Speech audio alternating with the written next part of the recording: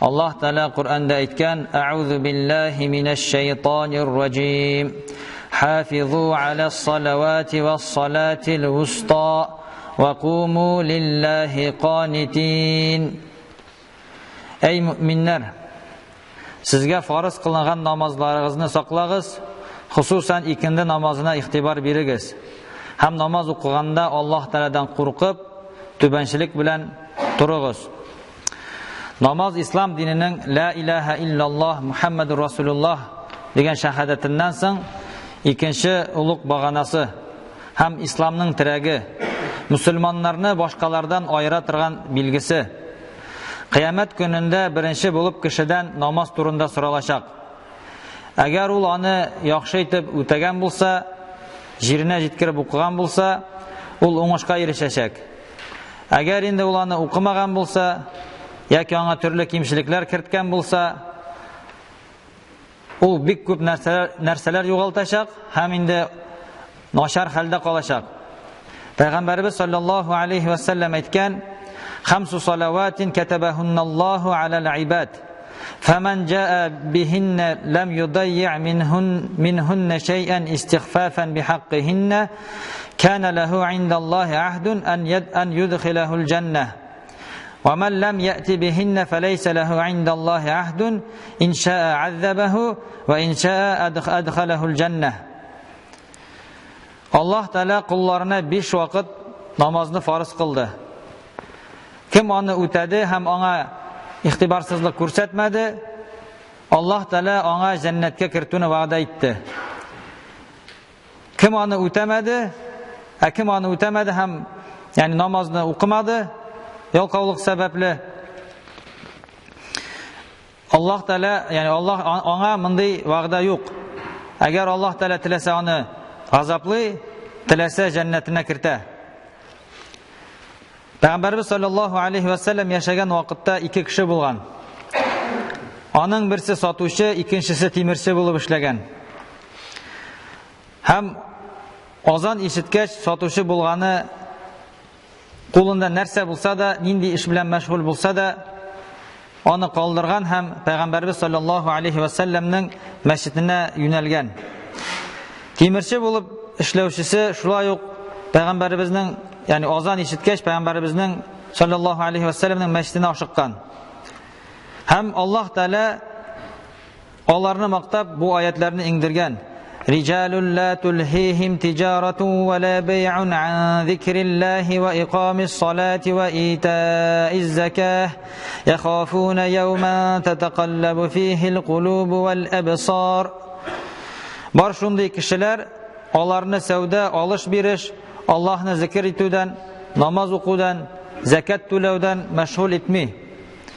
Onlar ko'ngillar ham ko'zlar titragan qiyomat kunining qatlig'idan qo'rqalar. Bu oyatdan ko'ringan shunda namozlarin vaqtida o'quvchilarni nindigina ishlari bo'la qaramasdan ularni qoldirib, namozlarini o'tavchilarni Alloh taolo maqtay. Jabir radıyallahu anhu söylegan bir vaqt tunna Peygamberimiz sallallahu aleyhi ve sellem bilan birga to'lgan oyga qarab o'tiraydik de. Hem şu vaqtda Peygamberimiz sallallahu aleyhi ve sellem aytdi: "Bu oy yoqtiligidan bir-biringizni ko'rgan kebek, shulay yo'q oshiq etib jannatda Robbimizni ko'rashakmiz. Shulay bo'lgach, bütün tirishligingizni quyosh chiqqanda ham botqanda bo'lgan namozlarga qo'yingiz." Dedi-de ham bu oyatlarni o'qidi. وَسَبِّحْ بِحَمْدِ رَبِّكَ قَبْلَ طُلُوعِ الشَّمْسِ وَقَبْلَ غُرُوبِهَا وَمِنْ آنَاءِ اللَّيْلِ فَسَبِّحْ وَأَطْرَافَ النَّهَارِ لَعَلَّكَ تَرْضَى. Hem Rabbini maqtab tasbihlar aytib namoz o'qi. Quyosh chiquvdan ilk ham boyudan ilk. Hem kishki soatlarda, ya'ni oqshom yastu namozlarin hem kun davomida, kun tarafında erta ham uyla namozlarini o'qi. Şayet Allah Teala'dan razı bulursun. Allah Teala bergan savoblardan, bergan ne'matlardan razı bulursun de. Peygamberimiz sallallahu aleyhi ve sellem Allah'ni ko'ruvimizning sharti etib birinchi shiratda farz namozlarni ayta. Shunga ko'ra har bir musulmonga farz namozlarini o'tavga ig'tibor berga kerak. Namozlarına salqin qaragan, Вакытларыннан соңга калдырып укучыларны андый кешеләрдә мунафиклык сыйфатлары була.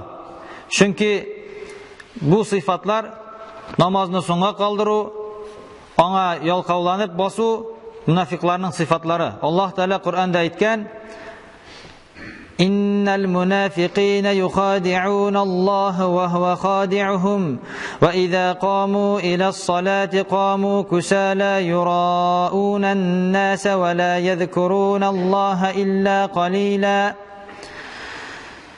Мунафиклар Аллаһны алдыйбыз дип уйлыйлар. Аллаһ исә аларны дөньяда хидаяттан һәм ахирәттә җәннәттән мәхрүм итеп, аларны алдаучыдыр. Әгәр мунафиклар намазга торсалар, ялкауланып һәм кешеләр күрсеннәр генә дип басалар. Һәм Аллаһны бик әз зикр итәләр. Безгә бу мунафик сыйфатларыннан, ягъни намазга ялкауланып, вакытыннан кичектереп басудан ерак булырга кирәк, аннан сакланырга кирәк. Чөнки Пәйгамбәребезне, ягъни җәннәт белән шатландырылган Пәйгамбәребезнең сахабалары munafiqlik sıfatlarından korkanlar. Çünkü munafiqlar onlar cehennemnin en tüben, en askı katında. Allah Teala Kur'an'da aytgan: "İnnel munafiqina fi'd darkil asfali minan nar ve lan tecide lehum nasira." Dürüstlükte munafiqlarning o'rni cehennemnin en askı, en tüben katında. Hem sen alarga yardımcı taba almazsın de.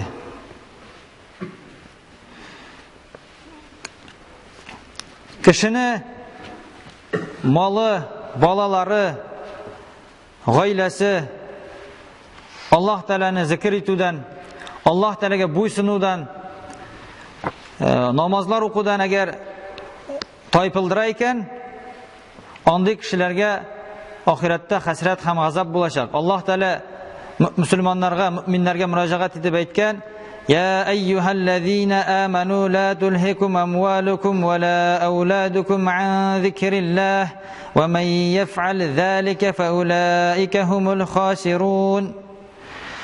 Ey iman keltirgan bandalar, sizni mallarınız hem balalarınız Allah'ını zikir etüden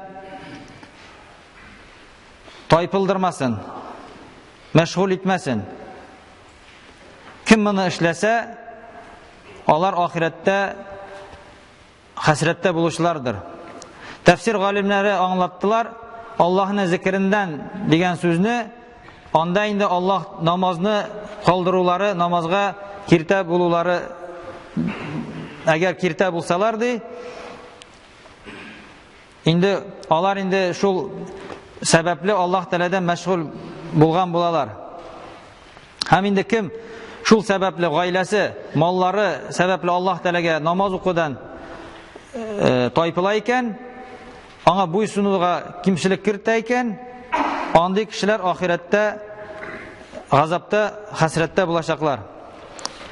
Kimnin malı, zor derecesi, hakimiyeti, yaki alış birişi, biznesi, namaz okudan, Allah Teala'ga itaat etüden meşgul eteyken, anday kişiler ahirette indi Qarun, Firavun, Haman hem Abu ibn Khalif bilen birge jıylaşaklar.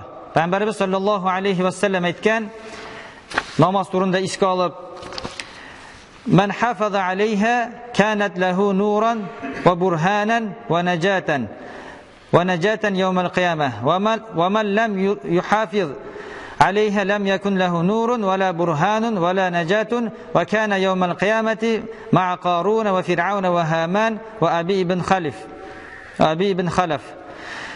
Kim onu saklasa, yani namazını saklasa, namazını vaktinde ötese, ol ona kıyamet gününde nur, delil hem kutulu bulaşak. Kim onu ötemese, onu saklamasa, ona nur da, delil de hem kutulu da bulmayacak. Hem kıyamet gününde Qarun, Firavun, Haman hem Abu ibn Khalif bilen birge bulaşaklar.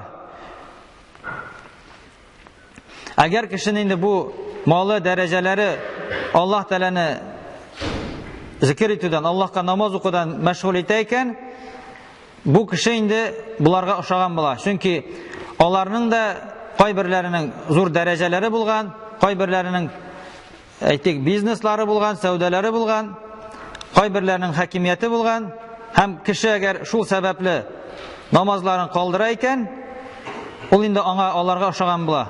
Һәм инде кыямәт көнендә дә алар белән бергә инде җәһәннәмдә булачаклар. Аллаһ Тәала сакласын.